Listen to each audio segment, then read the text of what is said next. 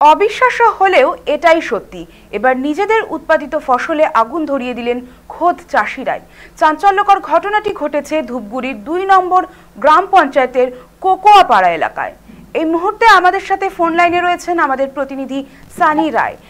সানি, হঠাৎ চাষিরা নিজেদের উৎপাদিত ফসলে নিজেরাই কেন আগুন ধরিয়ে দিলেন, ঠিক কি হয়েছিল?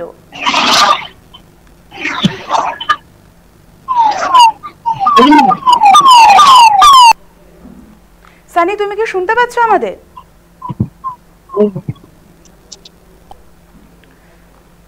অবিশ্বাস্য এক ঘটনা। এত কষ্ট করে তৈরি করা ফসল, এত কষ্ট করে উৎপাদন করা ধান, সেই ধানেই হঠাৎ আগুন ধরিয়ে দিলেন খোদ চাষিরা। ঘটনাটি ঘটেছে ধূপগুড়ির ২ নম্বর গ্রাম পঞ্চায়েতের কোকোয়াপাড়া এলাকায়। এই মুহূর্তে ফোন লাইনে রয়েছেন আমাদের প্রতিনিধি সানি রায়। সানি, এত কষ্ট করে উৎপাদন করা সেই ধান, সেই ফসলে হঠাৎ কেন আগুন ধরিয়ে দিলেন চাষিরা, কি হয়েছিল?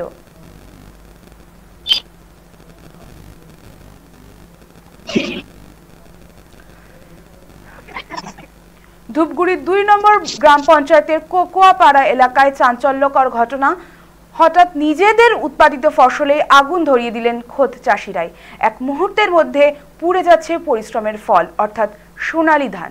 জানা গিয়েছে, ন্যায্য দাম না পাওয়া, উৎপাদন খরচের লাগাম ছাড়া বৃদ্ধি এবং সরকারি সাহায্যের অভাবেই হতাশ চাষিরা এই সিদ্ধান্ত নিয়েছেন।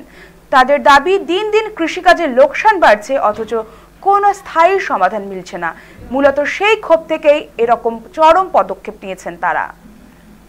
এই মুহূর্তে ফোন লাইনে রয়েছেন আমাদের প্রতিনিধি সানি রায়। সানি, হঠাৎ কেন এমন পদক্ষেপ? কেন চাষিরা নিজেদের উৎপাদিত ধানে আগুন লাগিয়ে দিচ্ছেন?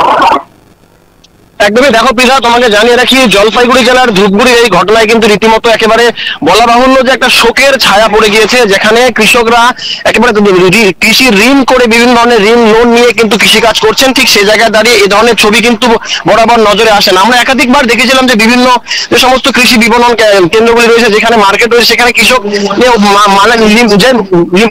ব্যয়বহুল যে সময়টা, সেই সময়টা যখন পরিপূর্ণভাবে তারা যখন কোনো কিছু না পায়, তখন গিয়ে তারা বিক্ষোভে সামিল হয়, কিংবা সবজি তারা মার্কেটে জাতীয় সড়কে ফেলে দিয়ে বিক্ষোভ দেখায়। কিন্তু তবে এই ক্ষেত্রে ধূপগুড়ির এই ঘটনা কিন্তু একেবারে ভিন্ন রকম। যেমনটা কৃষকরা দাবি করছেন যে এবছর তাদের যে কৃষির যে ধান, সেই ধান কিন্তু সেই তুলনায় হয়নি। যে উৎপাদনের সময় যে খরচাটা হয়েছে, সেই খরচাই কিন্তু এখনো কোনোভাবে উঠছে না। পাশাপাশি তোমাকে জানিয়ে রাখি, তো গত ৫ই অক্টোবর উত্তরবঙ্গের যে ভয়াবহ বন্যা হয়েছিল, সেই বন্যায় কিন্তু জল ঢাকা থেকে প্রচুর জল এই কৃষি জমিতে এসে পৌঁছায়, যেখানে পলি জমে যায়।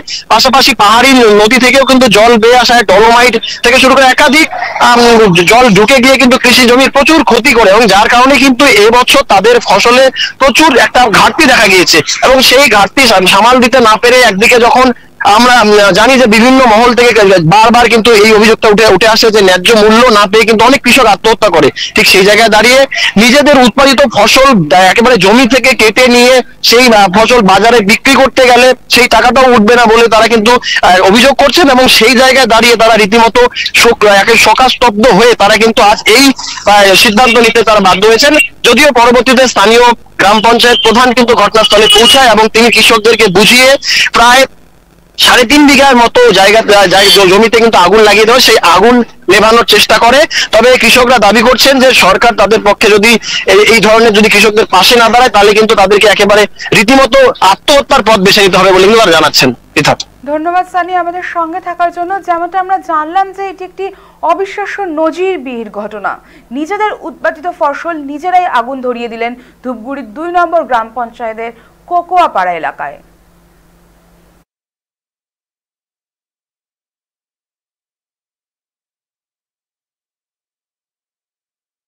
কেন এই আগুন কেন ধরিয়ে দেওয়া হলো? এখন কি করবো, কেন ধান কেন নেই? ধান নাই এখন। কিছুদিন আগে বন্যা হলে সেই বন্যার জল ঢুকে এখানে ৪-৫ দিন ছিল, জল বাইর করার মতন কোনো বুদ্ধি ছিল না। হ্যাঁ, তারপরে এখন কি অবস্থা ধানের? ধানের এখন কিছুই নেই। এখন ইয়ার মধ্যে খুদও বের হচ্ছে না, যে এক বেলা বা ২ বেলা একটু বাচ্চা কাচ্চার সামনে একটু খুদ তুলে দিব, সেই বুদ্ধিও নাই। এগুলো কাইটা নিয়ে কি করবো আর না নিয়ে কি করবো। তো কত বিঘা জমি ধান চাষ করেছেন এবার? আমি তো ৪ বিঘা। আচ্ছা, তো এই সব জমিতে কি একই অবস্থা? সবগুলোতেই তাহলে আগুন ধরিয়ে দেবেন? কি করে হবে এখন বলেন তো। এখন এর মধ্যে বাইচে বাইচে কিছু রাখতে হবে। সরকারি কোনো সুযোগ সুবিধা বা এরকম কোনো কিছু আপনারা বলছি আমাদের এই যে 8 বিঘা জমি একই রকমের কেস, এখন এর মধ্যে থেকে আমরা বাইচে বাইচে 2-1 টুকটা আসতেছে, ওইটাই রাখতেছি, তারপরে আগুন ধরায় ধরে করতেছি। আগুন তাহলে কেন ধরাচ্ছেন? কি করবো, এগুলো কাইটে কোনো লাভ নাই তো, এগুলো নিতে গেলেও পরিশ্রম হবে, খাটনিও হবে, তার মধ্যে এগুলো জল শেষ করে গাললাম কত কষ্ট করে, এখন যদি ধান না হয় তাহলে তো পুড়ে ফেলতেই হবে। লটার লাগতেছে 2টা কালঠি, 2টা কালঠিতে 600 টাকা, 3টা লটার এলো 400 টাকা করে লটার, 3 4 1200 টাকা, আর কালঠি এলো 600 টাকা, তাহলে কত হইলো? 1800 টাকা খালি হালকাই দিতে হয়, তারপরে তো হাজিরা মুজিরা আছে। এই যে এরকম একটা পরিস্থিতি, সরকারি কোনো সাহায্য বা এরকম কোনো অনুদান?